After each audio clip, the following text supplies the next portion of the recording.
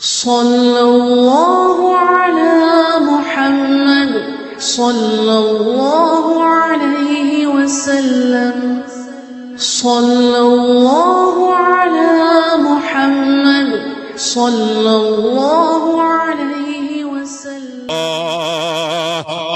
ഇരിക്കട്ടെ, ഞാനിപ്പോ അതിലേക്ക് വിശദമായി കിടക്കാൻ ആഗ്രഹിക്കുന്നില്ല.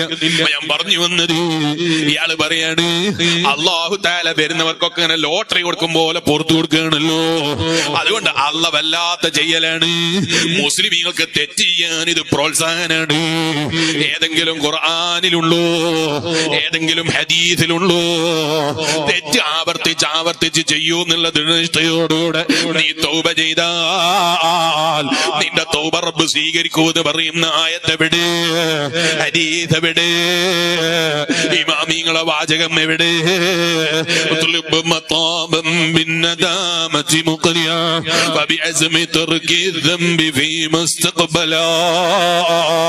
എന്താണ് തൗബക്ക് ഷർത്തായിട്ട് പറഞ്ഞത്? കഴിഞ്ഞു പോയ കാലയളവിൽ സംഭവിച്ചു പോയ തെറ്റിന്റെ കാരണം കൊണ്ട് ഇനിയൊരു കാലത്തും ഞാൻ നന്നാകൂല എന്ന് തീരുമാനിക്കുന്ന ഒരു മനുഷ്യനായി മനുഷ്യൻ ദുഷിച്ചു പോയാൽ ഭൂമിയിൽ സമാധാനം നിലനിൽക്കൂല. നിലനിൽക്കോ? എന്തായാലും അള്ളാഹ് ഒരാൾക്ക് തെറ്റ് സംഭവിച്ചു പോയാൽ പുറത്തു കൊടുക്കൂല എന്നാ അള്ളാന്റെ ആശയം. അങ്ങനെയാണ് ഇവിടെയുള്ള ജനങ്ങളെ നന്നാക്കിയെടുക്കാൻ കഴിയോ? ഒരാളെ കൊന്നുപോയി ഒരാളോട് അള്ളാഹു കാത്തിരക്ഷിക്കട്ടെ, ഭയങ്കര കുറ്റമാണ് എന്ന് തന്നെയാ ഖുർആൻ പറയുന്നത്. ആരെ കൊന്നുകളയല് എന്നറിയോ? മറ്റൊരാളെ കൊന്നുകളയല് ഭയങ്കര കുറ്റാണ്. സ്വന്തം നഫ്സിനെ കൊല്ലലോ ആത്മഹത്യ ചെയ്യലോ അത് അതിനേക്കാളും വലിയ തെറ്റാണ്. പിന്നെ വയല് കേൾക്കുന്ന പെങ്ങന്മാര്, വയല് കേൾക്കുന്ന ഉമ്മമാര്, വയറ്റിൽ കിടക്കുന്ന കുട്ടീനെ കൊല്ലാൻ എനിക്ക് അധികാരമുണ്ടോ എന്നുള്ള ചിന്തയുണ്ടോ? വയറ്റിൽ കിടക്കുന്ന കുട്ടി ആഘോഷം ചെയ്യുന്ന പരിപാടിയുണ്ടോ? കൊന്നുകളയുന്ന പരിപാടിയുണ്ടോ? അതിന് ഇംഗ്ലീഷിൽ നിങ്ങൾ ആഘോഷം എന്നോ അല്ല വേറെന്തെങ്കിലും പേരിട്ടത് കൊണ്ട് കൊലപാതകം മാറൂല. വയറ്റിൽ കിടക്കുന്ന കുട്ടിയെ പോലും കൊല്ലൽ ഇസ്ലാം അനുവദിച്ചിട്ടില്ല. വയറ്റിൽ കിടക്കുന്ന കുട്ടിയെ പോലും കൊല്ലാൻ ഇസ്ലാം അനുവദിച്ചിട്ടില്ല. ലാ തഖ്തുലു ഔലാദകും മിൻ ഖശിയത്തില്ലാഹ്. പട്ടിണി ഭയപ്പെട്ടതിന്റെ പേരിലോ മറ്റെന്തെങ്കിലും ഭയപ്പെട്ടതിന്റെ പേരിലോ വയറ്റിൽ കിടക്കുന്ന കുട്ടിയെ കൊന്നുകളയാൻ പാടില്ല. മുസ്ലിയാരെ, ഡോക്ടർ പറഞ്ഞതാണ് പ്രസവിച്ച കാതിന് കേൾവിയില്ലാത്ത കുട്ടിയെയിരിക്കും, പ്രസവിച്ച കണ്ണിന് കാഴ്ചയില്ലാത്ത കുട്ടിയെയിരിക്കും, പ്രസവിച്ച കൈയില്ലാത്ത കുട്ടിയെയിരിക്കും, പ്രസവിച്ച കാലില്ലാത്ത കുട്ടിയെയിരിക്കും. ഇത് പറഞ്ഞതുകൊണ്ടാ ഞാൻ കൊന്നുകളഞ്ഞത്. ഓ വയല് കേൾക്കുന്ന ഉമ്മ, കാലില്ലാത്ത കുട്ടിയെ കൊണ്ടാണ് റബ്ബ് നിങ്ങൾക്ക് സർവ്വനിഅമത്തും തരാൻ ഉദ്ദേശിച്ചതെങ്കിലോ? ലോകത്തൊരുപാട് കാലില്ലാത്ത മനുഷ്യന്മാരുണ്ടല്ലോ, ലോകത്തൊരുപാട് കൈയില്ലാത്ത മനുഷ്യന്മാരുണ്ടല്ലോ, ഒരുപാട് ബുദ്ധിമാന്ദ്യമുണ്ട് എന്ന് പറയുന്ന മനുഷ്യന്മാരുണ്ടല്ലോ. അവരൊക്കെ ഉണ്ടായതിന്റെ പേരിൽ രക്ഷപ്പെട്ടു പോയ എത്ര ആളുകളുണ്ട്, എത്ര മനുഷ്യന്മാരെ കാണാനുണ്ട്. റബ്ബ് നമ്മളെ കാത്ത് രക്ഷിക്കട്ടെ. പ്രസവിച്ചു കഴിഞ്ഞാൽ പിന്നെ ഒരിക്കലും ഇതൊന്നും ഉണ്ടാകൂല എന്നാണോ നീ മനസ്സിലാക്കിയത്? ഞാൻ ഈ അടുത്തൊരു മുതലാളി വിളിച്ചിട്ട് അയാളെ വീട്ടിലേക്ക് ചെന്നപ്പോ അയാൾ കൈപിടിച്ചിട്ട് സങ്കടത്തോടെ പറഞ്ഞത് എന്താണ് എന്നറിയോ? 8ാം ക്ലാസ്സിൽ പഠിക്കുന്ന മോളാ, ഒരു തകരാറും ഉണ്ടായിരുന്നില്ല. ആ മകൾ ഒരു ദിവസം അതാ തലച്ചോറിലേക്ക് പരിബാധിച്ചു പോയി. ഇപ്പതാ ഒരു ചെറിയ അശ്രദ്ധ പോലെ, ചെറിയ ബുദ്ധിമാന്ദ്യമുള്ളത് പോലുള്ള കളിയാണ്. അവളാണ് എന്റെ ജീവിതത്തിൽ എല്ലാ നിയമത്തിന്റെയും കാരണം ഞാൻ ഉറച്ചു വിശ്വസിക്കുന്നു മോനെ. ഈമാനുള്ള മുഅ്മിനീങ്ങൾ അങ്ങനെയാണല്ലോ. അതേ സ്ഥാനത്ത് എന്തെങ്കിലും അംഗവൈകല്യോ എന്തോ പ്രയാസം ഉണ്ടായ മുറിച്ചു കളയാന്ന് പറയുന്ന സ്വഭാവം അത് അമേരിക്കക്കാരന്റെ സ്വഭാവമാണ്, പാശ്ചാത്യൻ ചിന്തക്കാരന്റെ സ്വഭാവമാണ്.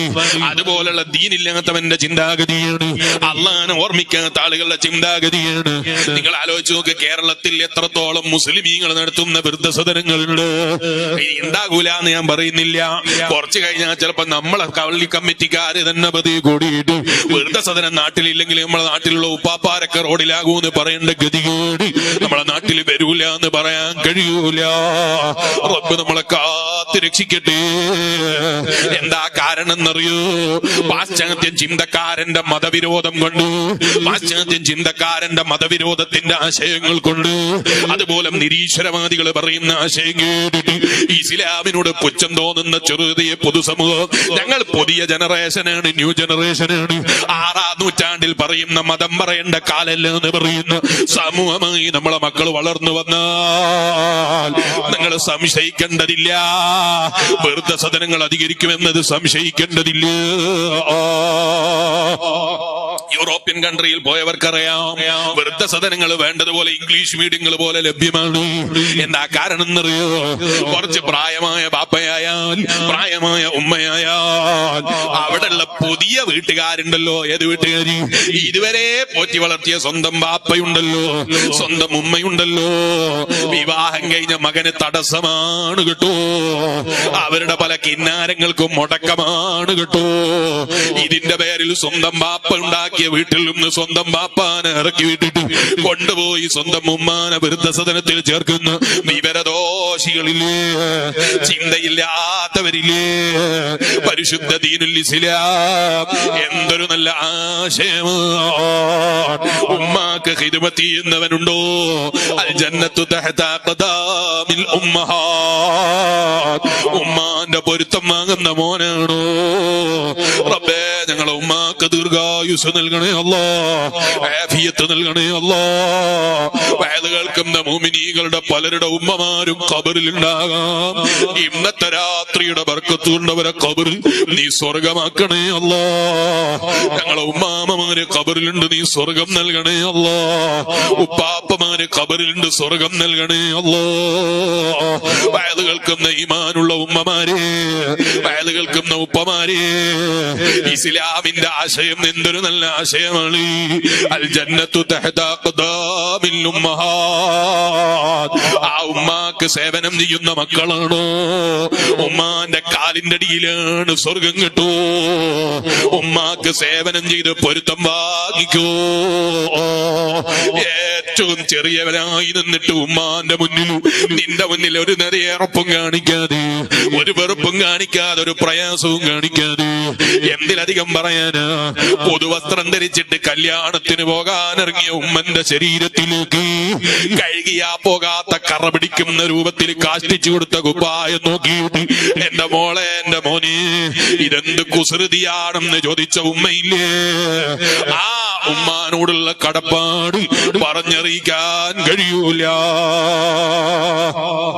നമ്മളെ ഇനി വരുന്ന ന്യൂ ജനറേഷൻ പമ്പൈസ്ഡ് ജനറേഷനാണ് അല്ലേ? നമ്മുടെ നാട്ടിലെ എല്ലാവരുടെയും, എന്റെ വീട്ടിലും അങ്ങനെ തന്നെയാണ്. എന്റെ വീട് വേറെ തന്നെ സ്പെഷ്യൽ ആയിട്ടുള്ള വീടാണെന്നൊന്നും ഞാൻ പറയുന്നില്ല. പുതിയ ജനറേഷൻ പമ്പൈസ് ജനറേഷനാണ്. അതുകൊണ്ട് അപ്പോഴൊക്കെ നിങ്ങൾ ന്യൂ ജനറേഷൻ ആണെന്നല്ലേ പറയുന്നത്. നിങ്ങൾ കേട്ടില്ലേ അവർ പറയുന്നത്? നിങ്ങൾ പമ്പൈസ് ജനറേഷനാണ്. അതുകൊണ്ട് ഉമ്മാന്റെ കുപ്പായത്തിൽ ഞങ്ങൾ കാട്ടിച്ചിട്ടില്ല, അതുകൊണ്ട് ഞങ്ങൾക്ക് ഉമ്മാനോട് കടപ്പാടില്ല എന്ന് തോന്നണ്ട. ആ ഉമ്മയല്ലാതെ പിന്നെ ആരാണടോ നിനക്ക് ക്ലീൻ ആക്കി തന്നത്? വേറെ ഏതോ ക്ലീനർ വന്ന് ക്ലീൻ ആക്കി തന്നതാണോ? അന്ന് കുപ്പായത്തിൽ കാട്ടിച്ചിട്ടുണ്ടാകാം, ഇന്ന് നീ പമ്പൈസിലായിട്ടുണ്ടാകാം. ഇരിക്കട്ടെ, അത്തരം ചെറിയ മാറ്റങ്ങൾ വരുമ്പോഴേക്ക് നമ്മളെ മക്കളെ മനസ്സിൽ നമ്മളോട് സ്നേഹം കുറയുന്നുണ്ടോ എന്നൊരു ചിന്ത കൂടി നമുക്ക് മറന്നുപോയിക്കൂടാ.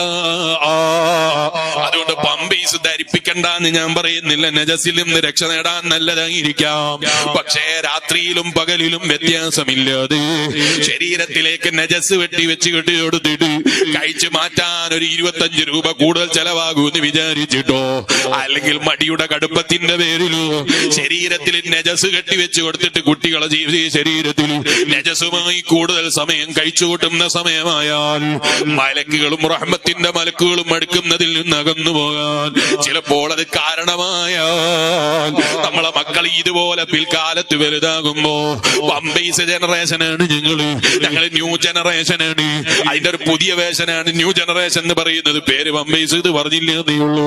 അങ്ങനെ പറഞ്ഞിട്ട് നമ്മളെ പഴയ കാലത്തുള്ള ഉപ്പാപ്പമാരെയൊക്കെ തള്ളി പറയുന്ന വിവരദോഷികളായി നമ്മളെ മക്കൾ അതപ്പതിച്ചു പോയാൽ പിന്നെ വിരല് കടിച്ചിട്ട് കാര്യമുണ്ടാകൂല.